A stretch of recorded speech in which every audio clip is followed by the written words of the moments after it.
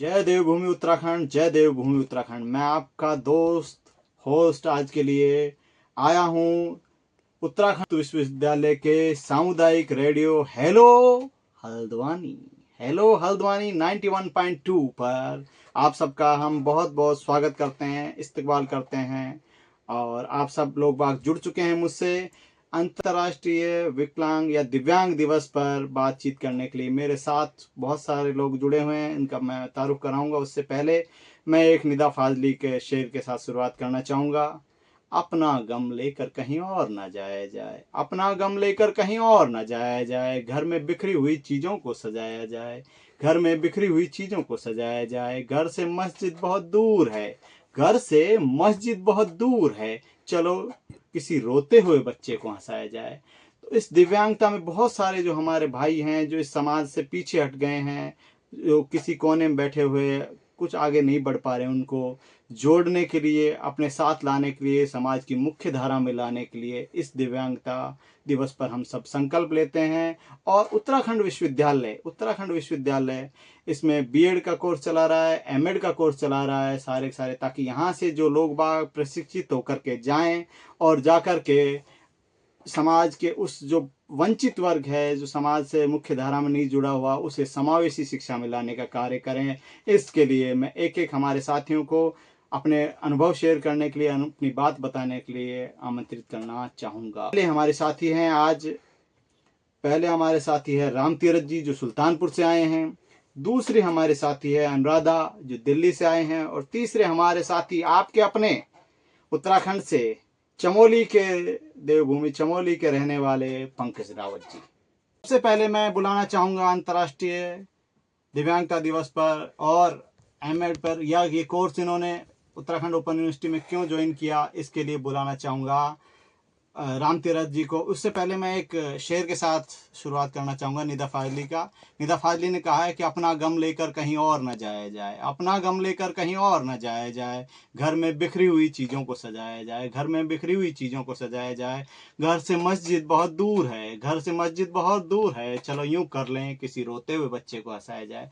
तो इस विश्वविद्यालय में यही शुरुआत जो दिव्यांगता से जुड़ी है, हम करने के लिए, बताने के लिए, अपने अनुभव बताने के लिए क्यों इस विश्वविद्यालय से जुड़े, मैं अपने साथी राम तीरथ जी को आमंत्रित करता हूँ। राम तीरथ जी, अपने विचार प्रकट करें। नमस्कार दोस्तों, आज मैं उत्तराखंड यूनिवर्सिटी में आया हूँ, जहाँ पर मैं आज एमएड के जो हमारे यहाँ सेमिनार हो रहा था उसके लिए आज मैं यहाँ आया हूँ। और आप सभी का मैं आप सभी से मैं निवेदन करता हूँ कि आप लोग भी हमारे साथ जो है जुड़े हैं। तो इसके लिए सबसे पहले मैं बात करूं कि बीएड स्पेशल एजुकेशन हमारे लिए बहुत इम्पोर्टेंट है, बहुत महत्वपूर्ण है, क्योंकि यह जो है मौका हर एक किसी के उसमें नहीं आता है, क्योंकि ये लर्निंग डिसेबिलिटी है हम सभी के लिए। ओपन लर्निंग डिसेबिलिटी हमको यहाँ मिलती है। मैंने इससे पहले ही बीएड कोर्स यहाँ से किया है और अब मैं रनिंग में हूँ एमएड कोर्स के लिए। और मैं आगे भी चाहूँगा कि इस कोर्स में सभी लोग जुड़ें, जिससे ज़्यादा से ज़्यादा डिसेबिलिटी के बारे में अवेयर हो, लोगों को पता चल सके कि विश्व विकलांगता दिवस क्यों मनाया जा रहा है और इसका क्या अभिप्राय है। और इसी के साथ में मैं अपनी वाणी को विराम देता हूँ। धन्यवाद। देखिए, इन्होंने बहुत बढ़िया बताया कि अपने विचार प्रकट करें कि कैसा दिव्यांगता क्यों है, दिव्यांगता से किस प्रकार हम जुड़े, दिव्यांगता के कारण क्या है, दिव्यांगता को इन्होंने किस प्रकार प्रभावित करने के कारण इस यूनिवर्सिटी से जुड़े। अब आगे मैं हमारे साथी जो अभी बीएड से बिल्कुल नई नवेली जुड़ी हैं, अनुराधा जी दिल्ली से आई हैं, उनको मैं आमंत्रित करना चाहूँगा कि वो भी अपने विचार प्रकट करें। नमस्कार दोस्तों, मेरा नाम अनुराधा है। मैं दिल्ली से इस विश्वविद्यालय से जुड़ी हूँ। बीएड में मैंने एडमिशन लिया। बीएड करने मैं इस पूरी फील्ड से ही नहीं हूँ। मैंने पहले कभी स्पेशल एजुकेशन नहीं किया है। वैसे मैं एक टीचिंग मैंने की है, लेकिन स्पेशल बच्चों को मैंने नहीं पढ़ाया है। आजकल मैं देख रही हूँ कि समाज में हम ऐसे समाज की तरफ बढ़ रहे हैं जो कि इंक्लूसिविटी का समाज हम बनाना चाहते हैं। हम चाहते हैं कि हम सेल्फ डेवलपमेंट गोल्स हमारे जो भी हमारे देश के हैं, और सस्टेनेबल डेवलपमेंट गोल्स, जिसमें कि हेल्थ और एजुकेशन एक महत्वपूर्ण फैक्टर है।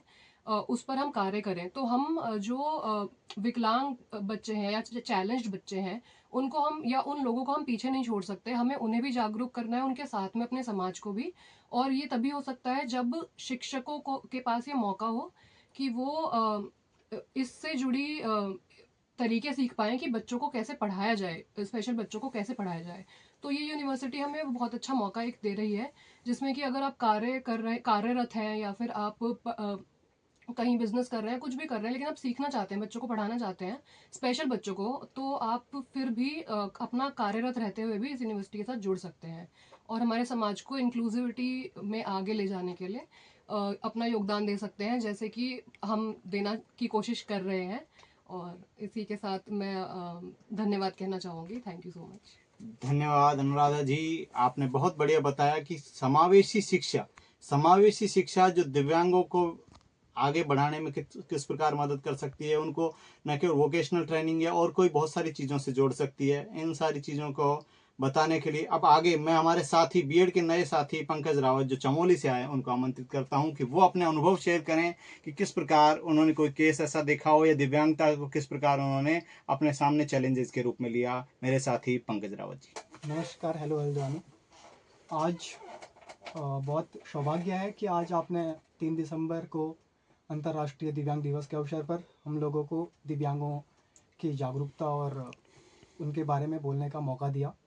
तो मेरा जो इस प्रोग्राम को ज्वाइन करने का मकसद है वो ये है कि सबसे पहले हम दिव्यांगजन जो कि समाज की मुख्य धारा से कटे हुए हैं, उनको हम मुख्य धारा में जोड़ने का प्रयास करें। और वो प्रयास हमारा ये रहेगा कि हम पेरेंट्स को अवेयर करें। सबसे पहली चीज़ होती है कि दिव्यांगजनों के पेरेंट्स ये चीज़ एक्सेप्ट नहीं कर पाते हैं कि उनके बच्चे में कुछ कमी है, जो कि गलत बात नहीं है। हर किसी व्यक्ति में एक स्किल होती है। आप अगर दिव्यांग बच्चों को देखेंगे तो उनमें कुछ ना कुछ ऐसी स्किल है कि वो बहुत अच्छा कर सकते हैं, और अगर हम सामान्य हैं तो हम भी एक ही काम को बहुत अच्छे से कर सकते हैं। ये हम लोगों में एक मिथ्या है कि ये डिसेबल्ड है, इसको नहीं देखना है, ये कुछ नहीं कर पाएगा। तो मेरा प्रयास ये रहेगा कि हम उन लोगों को जागरूक करें और उन लोगों को मुख्य धारा में जोड़ने का प्रयास करें। और अगली चीज़ ये है कि हम दिव्यांग बच्चों को जब देखते हैं तो वो लोग इस चीज़ को बड़ा नेगेटिव लेते हैं जब कोई व्यक्ति उनको ये महसूस कराता है कि वो दिव्यांग हैं। मैं पहले से मैं पीजी साइकोलॉजी से किया हुआ है, उसके बाद मैं एज अ काउंसलिंग साइकोलॉजी से भी काम कर रहा हूँ। तो मैंने न्यूरो डेवलपमेंटल डिसऑर्डर्स और इंटेलेक्चुअल डिसेबिलिटीज़, लगभग सभी तरह की डिसेबिलिटीज़ देखी हुई हैं। और एक केस मैं डिस्कस करना चाहूँगा कि एक सेरिब्रल पाल्सी का एक केस था। वो बच्चा फुली डिपेंडेंट है बेड पे, बट वो माइंड इतना साफ है उसका कि वो उसको सोशल मीडिया की सारी नॉलेज है, टेक्नोलॉजी की सारी नॉलेज है, और वो पैर से फ़ोन चला लेता है। तो हम उस व्यक्ति को इसलिए नहीं नकार सकते कि ये कुछ नहीं कर सकता है। वो आपने ऐसे ही एक साइंटिस्ट हुए थे स्टीफन हॉकिंस, उनको देखा होगा कि वो चीज़ों को एक्सप्रेस नहीं कर सकते थे बोल के, लेकिन उन्होंने बहुत सारे ऐसे आविष्कार किए, ऐसी सोच बताई कि हम उनको नेगलेक्ट नहीं कर सकते हैं। इसी बात के साथ थैंक यू। हमारे साथी अभी पंकज रावत ने बताया कि हमारे सामने अनेकों अनेक ऐसे उदाहरण हैं, चाहे हेलन केलर का जिक्र करें हम या फिर हम स्टीफन हॉकिंस का जिक्र करें। बहुत सारे व्यक्ति ऐसे हैं जो स्टीफन हॉकिंग हो चाहे हेलन केलर हो, तो उन्होंने हमारे जब मैं समाज को एक नई दिशा देने में प्रयास किया। जब मैं पहली बार आपके देहरादून गया तो मैंने वहाँ जाकर जो बच्चे दिव्यांग थे उनमें इतनी जिज्ञासा देखी, प्रेरणा देखी कि मैं बहुत उनसे प्रभावित हुआ। एक किस्सा मैं भी शेयर करना चाहूँगा कि मैं जय किशन क्लब एक जयपुर में जवाहर कला केंद्र मैं बैठा था, तो वहाँ आकर के कहा कि एक पेंटिंग से आप लगी है, देख लीजिए। तो हमको लगा कि चलो कोई बात नहीं, पेंटिंग है। कई बार आते हैं बहुत सारे न्यूली जो लोग हैं उनकी पेंटिंग्स लगती रहती है, तो 2-3 लोग चले गए अनमने भाव से। हमारे साथ कुछ लोग सीनियर थे, अरे क्या है चलते हैं। वहाँ जाकर हमने देखी तो पेंटिंग जो थी एक्सेप्शनल थी, बहुत ज़बरदस्त। तो हमने जाकर, एक लड़की थी 16 साल की, उसकी तारीफ़ करी। तो उसके फादर साहब आए और उन्होंने कहा कि सर मुझे बता दीजिए, मैं इसको बताऊंगा। मैंने कहा हम ही बता देंगे, क्यों ऐसा। तो लड़की जो थी वो बोल और सुन नहीं सकती थी।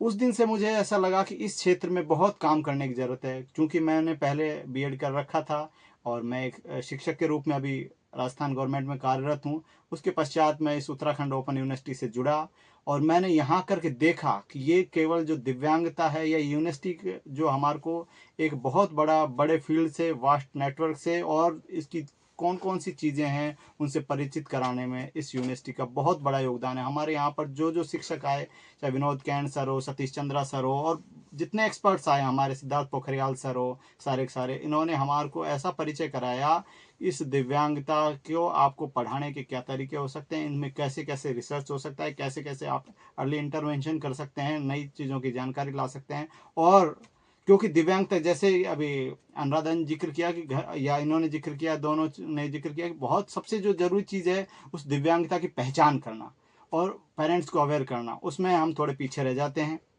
तो लास्ट में मैं मेरे साथियों को कहना चाहूँगा कि आप इस क्षेत्र से जुड़े हैं, अब इस क्षेत्र में हमको सबको मिलकर के इस उत्तराखंड ओपन यूनिवर्सिटी से आज हम इस अंतर्राष्ट्रीय दिव्यांगता दिवस के दिन प्रण लेते हैं कि आज के बाद में जो भी हमको दिव्यांगता के बारे में, ऐसा नहीं केवल हमारे क्लासरूम से आसपास के क्षेत्र में भी हमें कोई ऐसी चीज़ दिखाई देगी, उसको हम बेहतर करने की कोशिश करेंगे। मैंने क्लास में भी सुनाया था इस शेर, ये मैं बहुत पसंद करता हूँ, बार दोबारा बताना चाहूँगा इसको, कि वसीम बरेलवी का शेर है, जैसे कि कौन सा शेर था बताइए, याद रहा आपको? नहीं रहा, कोई बात नहीं। कौन सा था, याद रहा? एग्जैक्टली याद नहीं। नहीं सर, नहीं रहा। वो आपके मुंह से अच्छा लगता है। चलिए, वसीम बरेलवी का शेर है, जहां रहेगा दीपक। हाँ, दीपक। दीपक वाला, जहां रहेगा रोशनी लुटाएगा, चिराग का अपना कोई मकान नहीं होता।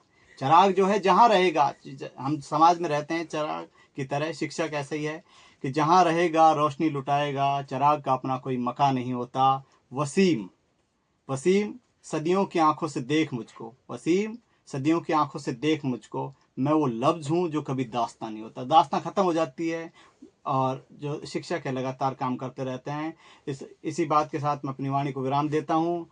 जय देवभूमि उत्तराखंड, जय उत्तराखंड ओपन यूनिवर्सिटी। धन्यवाद।